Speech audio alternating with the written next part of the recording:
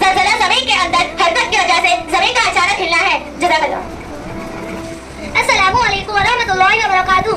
Tsunami is a series very large sea waves caused by an underwater earthquake, volcanic eruption और landslide. Tsunami समुद्र की बहुत बड़ी ताकतवर लहरों को कहते हैं जो समुद्र के अंदर ज़लज़ला, आतिशफ़िशा फटने या जमीन खिसकने की वजह से पैदा होती है।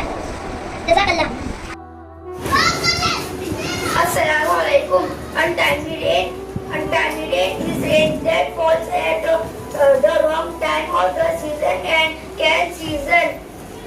can damage crops and daily life. बेवकूफ़ उस बारिश को कहते हैं जो मौसम के सही वक्त के बजाय गलत वक्त पर होती है और फसलों और रोजमर्रा जिंदगी को नुकसान पहुंचा सकती है।